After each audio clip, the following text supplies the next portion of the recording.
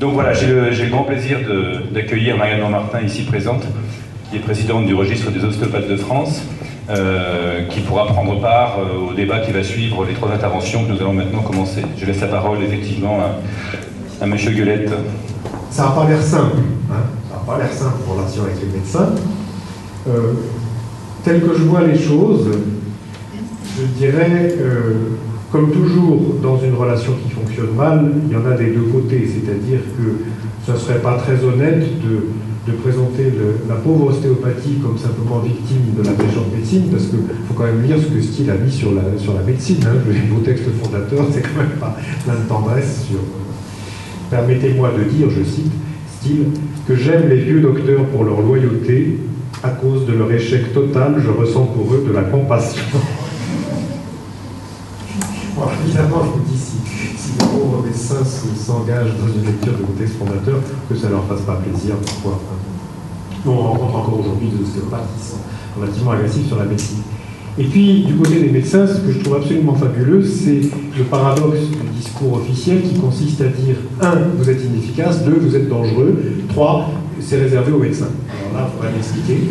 Mais quand vous regardez en particulier ce texte admirable, ça je vais l'analyser de près, parce que quand même ça le mérite, texte admirable de l'Académie nationale de médecine sur l'ostéopathie, on voudrait que ces braves gens aient fait un petit peu plus de philosophie quand même avant d'écrire un texte pareil, mais voilà, donc ils vous disent, de toute façon ça n'a aucun intérêt, ça n'est pas prouvé, l'efficacité n'est pas prouvée, 2, vous êtes dangereux, et 3, ce truc dont l'efficacité n'est pas prouvée est strictement réservé à des médecins. Ben, si c'est efficace et dangereux, il faut interdire aussi aux médecins. Je ne comprends pas pourquoi ils se réservent le monopole de ce qui est inefficace. Donc, tout ça pour vous dire qu'il me semble qu'il y a là un dialogue de sourds, et puis quelles institutions dans votre profession, quand on voit que l'internaute de base trouve déjà 5 sites d'organisations professionnelles françaises, dont 4 sur 5 disent c'est grâce à nous que la profession a été reconnue, et dont seulement 2 sur 5 donnent les adresses des autres. Là, on a envie de vous dire c'est vraiment urgent que vous fassiez quelque chose, parce que quand on vous regarde de l'extérieur, c'est pas crédible de voir cette dispersion d'organisations professionnelles qui chacune se présente comme étant la bonne. Donc, quand on cherche à quel sein se vouer, on a du mal. Excusez mes impertinences. Donc, l'objectif de ces travaux a consisté à étudier les stratégies de professionnalisation de certains métiers, c'est-à-dire la stratégie pour accéder au statut de profession. Et donc, dans cette perspective, ils se sont intéressés aussi bien aux professions établies, les plus prestigieuses, qu'à des professions en cours d'institutionnalisation, et par exemple à la profession d'ostéopathe. Donc, ce que ces travaux ont montré, c'est comment ces professions ont cherché à faire valoir leurs services et à se construire une image à la fois de compétence et de respectabilité, notamment donc, pour cela donc il y avait plusieurs stratégies, notamment le fait de la nécessité de contrôler le nombre et la qualité des entrants dans la profession par la mise en place de labels contrôlés par les sociétés savantes, par la mise en place de registres professionnels, de diplômes, souvent avec si possible une certification de l'État, des quotas ou des nus clausus. D'une part, et par ailleurs, ces professions ont cherché à se doter d'institutions supposées garantir la probité de leurs membres, par exemple par des codes de déontologie et surtout par la mise en place des juridictions professionnelles. Sur le long terme, l'efficacité des solutions que les professions proposent aux problèmes qu'elles traitent constitue un facteur décisif dans la délimitation des territoires, mais c'est dit bien sur le long terme. C'est-à-dire que sur le court terme, il peut aller très différemment.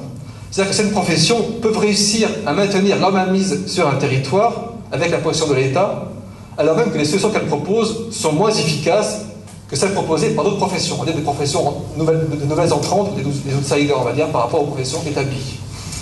Et justement, c'est ce que Abbott appelle le pouvoir professionnel. Ce qu'il appelle le pouvoir professionnel, c'est la capacité d'une profession à maintenir le contrôle d'un territoire, alors que sous l'effet de la seule compétition interprofessionnelle, elle devrait le perdre. C'est-à-dire qu'au fond, on peut observer des partages des territoires qui ne sont pas conformes à l'efficacité, simplement parce que certaines professions peuvent s'appuyer sur l'image qu'elles ont acquise sur la longue durée auprès du grand public, sur les protections juridiques qu'elles ont déjà acquises auprès de l'État, ou également sur une sorte de dispositif d'action publique. Je pensais par exemple en politique en français en matière d'assurance maladie. La situation des ostéopathes aujourd'hui, elle me fait penser très très fortement à une autre situation, qui est celle des médecins au XIXe siècle. Les médecins au XIXe siècle ne connaissent pas d'ordre professionnel. Il va arriver en 1940, ou si on est attaché, d'un point de vue historique, ou chronologique plutôt, et si on est attaché à l'égalité républicaine, puisque le droit de Vichy a été aboli, ça arrive en 1945. En tout cas, l'ordre professionnel arrive dans ces eaux-là, mais il est réclamé par les médecins depuis 1845. 100 ans pour obtenir un ordre professionnel. Alors la question, c'est pas d'en obtenir un, mais ce que je voudrais vous dire, c'est que les médecins au XIXe siècle sont dans une situation dans laquelle ils proposent des services, situation dans laquelle il n'y a pas de régulation démographique, et situation dans laquelle ce qui prévaut essentiellement, c'est la concurrence entre professionnels qui peut être sauvage, voire malhonnête. Je vous rappelle qu'à l'époque, il n'y a pas d'assurance maladie, donc il n'y a pas de solvabilité assurée de la profession médicale. Je contrôle les finances, je contrôle le nombre de professionnels, je détermine mon revenu. C'est vite fait. À l'époque, il n'y a pas ça. Il n'y a pas ça, donc pour manger, outre le patrimoine familial, puisque c'est quand même une profession bourgeoise à l'époque, outre ceci, il faut avoir des clients. C'est eux qui me font mon revenu. Et évidemment, je peux être tenté de prendre mes clients à mon petit camarade. Je crois que cette situation, et donc pour régler ça, il n'y a pas de règle particulière parce qu'il n'y a pas encore de déontologie médicale. Ça va apparaître dans les années 1880 et puis ça va vraiment se structurer aux alentours de 1930, un petit peu avant. Donc il y a une situation de l'ostéopathie aujourd'hui qui me fait vraiment penser d'un point de vue historique à la situation de la profession médicale. Je vous disais tout à l'heure que la déontologie a une fonction symbolique très importante, elle affiche une unité. Elle affiche une unité, ce qui est extrêmement important pour les pouvoirs publics. Je suis le ministère de la Santé aujourd'hui, je dis tiens, je veux poser une règle à propos de l'ostéopathie. À qui est-ce que je m'adresse? Ils sont 5. Ce qui a été dit tout à l'heure. 5 ou 0, c'est pareil. Vous connaissez l'expression diviser pour mieux régner. Voilà, là c'est absolument clair. Je veux poser demain une règle pour l'exercice de la profession ostéopathique. Je n'ai pas d'interlocuteur parce qu'il y en a trop. Avantage d'une déontologie associative ou syndicale, cela permet d'innover, cela permet d'inventer, et cela permettrait peut-être, en passant un petit peu sur la remarque un peu moqueuse de tout à l'heure, le patient est au cœur de notre activité, ça permettrait peut-être symboliquement, effectivement, dans un texte, de le mettre peut-être réellement en avant, du fait de la spécificité de vos pratiques qui a été abondamment soulignée tout à l'heure, et du fait que vous savez ce que c'est qu'être à la place du patient. Autrement, et puis politiquement, j'ai bien l'impression, on pourra développer si vous le souhaitez, mais j'ai l'impression que politiquement, aujourd'hui, il n'est pas envisageable d'avoir un code de déontologie qui ressemble à celui des autres professions de santé, qui soit reconnu par l'État demain. Dans l'état des forces politiques, ça me paraît assez difficile. Autrement, admettons qu'une association ou un syndicat professionnel promeuve une déontologie, ou encore mieux, d'après ce que j'ai dit dans l'introduction, qu'il y a un accord autour de normes déontologiques de la profession. Que peut-on en faire? Eh bien, on peut en faire deux choses.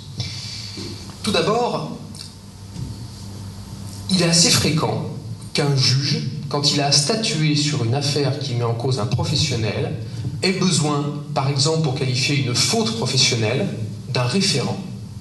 Je suis juge, on me dit, y a-t-il faute médicale? Réponse, j'en sais rien. Qu'est-ce que je fais? Je désigne un expert. Que fait l'expert? Il me dit, voilà les règles de l'art. Et en fonction des règles de l'art, le comportement du professionnel est déviant ou pas. Donc c'est assez fréquent qu'un juge, qu'un juriste renvoie à la normativité professionnelle. On pourrait dire la même chose par rapport aux règles de bonne pratique, par rapport à tel ou tel produit, par rapport à ce qui se passe dans la fabrication ou dans l'organisation des bâtiments. Le juge fait ça très couramment.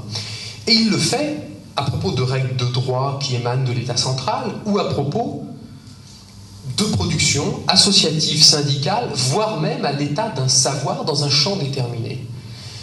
Mais ce qui est important, c'est que vous allez présenter au juge, à propos d'une question qu'il ne maîtrise pas, une normativité. Si on a 5, il fait comme les pouvoirs publics, il choisit en fonction de sa sensibilité.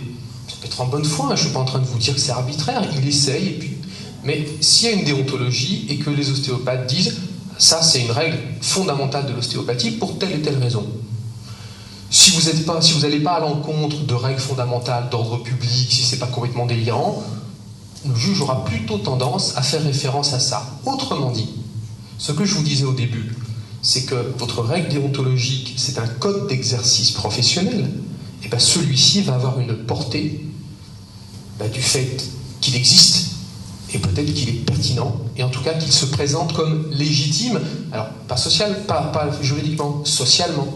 Il est socialement légitime parce qu'il est hégémonique. Et quel que soit l'objectif que vous poursuivez, c'est-à-dire éventuellement, parce que ça peut arriver dans un second temps, la reconnaissance de ce produit-là par l'État, ce qui est possible. Ça peut ne pas être un décret, ça peut être un arrêté, on peut imaginer plein de choses techniquement. Si votre but, in fine, c'est la reconnaissance, en tout cas, la première étape, quel que soit votre but, c'est bien celle-là. C'est l'organisation d'un ensemble de règles qui soient partagées par tous. Si tel n'est pas le cas, vous n'y arriverez pas. S'agissant de la déontologie, au-delà des enjeux politiques qui ont été parfaitement soulignés ici, nous, présidents d'organisations professionnelles, nous sommes confrontés aujourd'hui à un enjeu déontologique, mais maintenant, c'est-à-dire que la pression démographique commence déjà à entraîner des comportements professionnels qui, en termes de concurrence, deviennent déviants. Il y en a eu d'autres cas récents qu'il a fallu qu'on traite. Donc là, aujourd'hui, nous sommes confrontés à cette problématique. Et c'est vrai qu'une déontologie qui représenterait une partie significative de la profession, disons une moitié pour être à peu près dans les clous, ça aurait un véritable impact. Et qu'aujourd'hui, c'est l'enjeu de maintenant. C'est pas dans 5 ans, c'est aujourd'hui et maintenant. Voilà, on est dans un autre processus actuellement parce qu'il y a une urgence et que maintenant les bons ostéopathes, ce sont les exclusifs. Peu importe l'association à laquelle ils appartiennent, à partir du moment où ils exercent exclusivement l'ostéopathie et où ils ont des critères de formation élevés. Mais voilà, je suis quand même assez, contente de voir que la déontologie, c'est un débat qu'on arrive à avoir tous ensemble. Effectivement, c'est un enjeu important. Donc le registre a quand même certaines compétences pour travailler là-dessus. Voilà, donc il existe certains clivages actuellement au sein du registre sur ce domaine-là. Mais voilà, c'est un beau projet et en tout cas, je remercie Philippe de m'avoir invité à venir aujourd'hui écouter déjà les intervenants et puis à participer au débat.